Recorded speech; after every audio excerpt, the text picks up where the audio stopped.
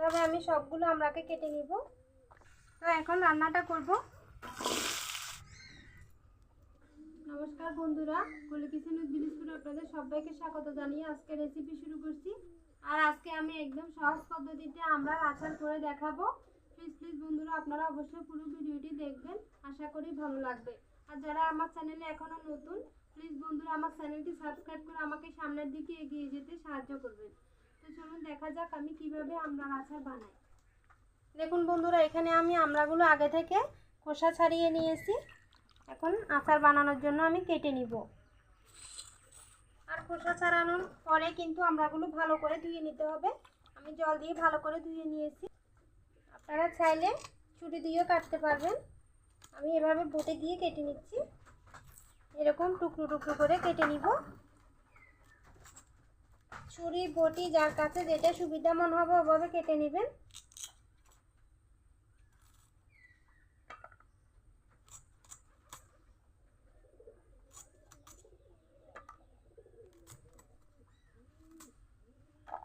খুব ভালো করে আমরা আটি থেকে আমি আমড়াগুলো কেটে নিয়েছি। এভাবে কিন্তু কাটতে হবে। এভাবে আমি সবগুলো আমড়াকে কেটে নিব।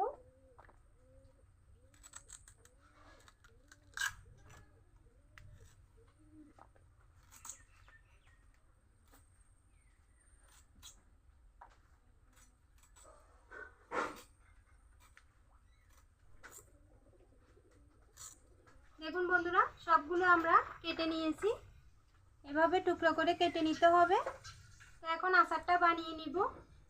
বন্ধুরা, আমি চুলা ধরিয়ে নিয়েছি। এখন আচারটা করার জন্য কড়াইয়ে সরষের তেল দিব। অবশ্যই কিন্তু সরষের তেলে করতে হবে। তেল হালকা গরম হয়ে গেছে, দিয়ে দিব কয়েকটা শুকনো মরিচ মাঝখান থেকে ভেঙে নিয়েছি। শুকনো মরিচ দিব, সামান্য পাঁচফোড়ন দিয়ে দিব, গ্রেট করে রাখা সামান্য রসুন। রসুনটা দিলে ভালো একটা সুগন্ধ আসবে। রসুনটা খুব ভালো করে ভেজে নিতে হবে। আর দেখুন, সরষের তেল দেওয়ার কারণে কিন্তু তেলে ফেনা উঠছে, কিন্তু রসুনটা যখন ভাজা হবে ফেনাটাও আস্তে আস্তে কমে যাবে। দেখুন বন্ধুরা, রসুনের দারুণ সুগন্ধ বেরোচ্ছে। আর রসুনগুলো হালকা লাল হয়ে ভাজা হয়ে গেছে, ফেনাও চলে গেছে। এখন দিয়ে দিতে হবে কেটে রাখা আমড়াগুলো। আমড়াগুলো দিয়ে কিছুক্ষণ ভেজে নিতে হবে।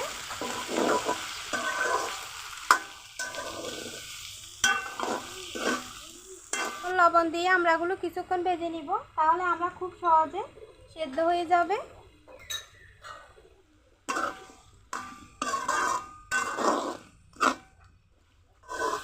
দেখুন বন্ধুরা, আমি লবণ দেওয়ার পর অনেকক্ষণ ভেজে নিয়েছি। দেখুন নরমও হয়ে গেছে। এর মধ্যে বাকি মশলাগুলো দিয়ে দিব। সামান্য করে হলুদের গুঁড়া, তাহলে আচারের কালারটা বেশ সুন্দর আসবে। দিব 1 চামচ মরিচের গুঁড়া। এখন দিয়ে দিব পাঁচফোড়ন আর শুকনো মরিচের ভাজা মশলা। এই মশলাটা দিলে দারুণ সুগন্ধ আসে। দিব হাফ বাটি চিনি। চিনিটা আপনারা বাড়িয়ে কমিয়ে নিতে পারবেন। অল্প আঁচ দিয়ে কষিয়ে নিলে চিনি থেকে জল বেরোবে। বন্ধুরা, এখন ঢাকা দিয়ে 2 থেকে 3 মিনিটের মতো এভাবে রেখে দিব, তাহলে অনেকটা জল বেরোবে। দেখুন বন্ধুরা, কিছুক্ষণ ঢাকা দেওয়ার পরে কিন্তু আরও অনেকটাই সিদ্ধ হয়ে এসছে। এভাবে মাঝে মাঝে ঢাকা তুলে নেড়ে দিতে হবে। বন্ধুরা, আপনারা যদি অনেকদিন আচারটা সংরক্ষণ করতে চান, তাহলে এখানে দিয়ে দিবেন 2 চামচের মতো ভিনেগার। ভিনেগারটা দিলে আচার অনেকদিন পর্যন্ত ভালো থাকবে, কোনো রকম রোদে দেওয়ার ঝামেলায় থাকবে না। এখন আমি এতে কিছুটা জল দিয়ে ভালো করে সিদ্ধ করে নিব।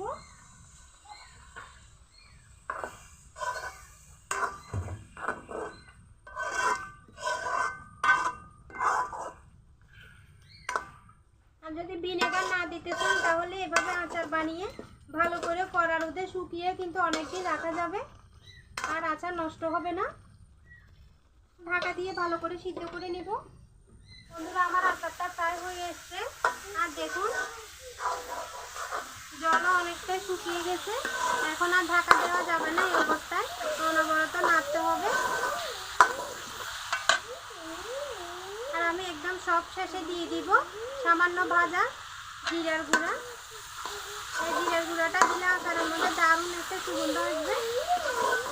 আপনারা চাইলে নাও দিতে পারবেন।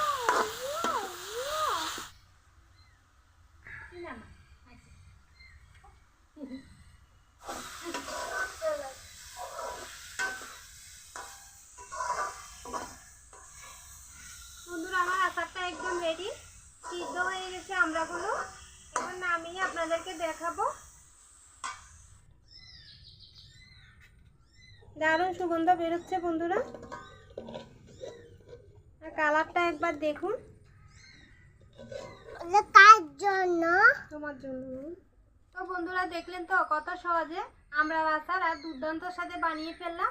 এখন তো বাজারে প্রচুর আমড়া বেরিয়েছে, আপনারা আমার মতো করে এভাবে আমড়ার আচার বানাবেন আর সংরক্ষণ করে ঘরে রাখবেন। 1 বছরের থেকে বেশি ভালো থাকবে। আর বন্ধুরা আমি তো এখানে কোনো রকম ভিনেগার দিইনি, এটা কিন্তু রোদে শুকালে অনেক দিন ভালো থাকবে। আর আপনারা যদি রোদে শুকানোর ঝামেলা ছাড়া এটা সংরক্ষণ করতে চান তাহলে এখানে ভিনেগার দিতে হবে। আর নর্মাল ফ্রিজে রেখেও কিন্তু অনেক দিন আচার ভালো থাকে। তো আমার ভিডিও যদি ভালো লাগে ভিডিওতে একটি লাইক করবেন, চ্যানেলটি সাবস্ক্রাইব করে আমার পাশে থাকবেন। আজকে এই পর্যন্ত, সবাই ভালো থাকবেন, সুস্থ থাকবেন, সাবধানে থাকবেন। দেখা হবে অন্যদিন নতুন আরও একটি রেসিপি নিয়ে।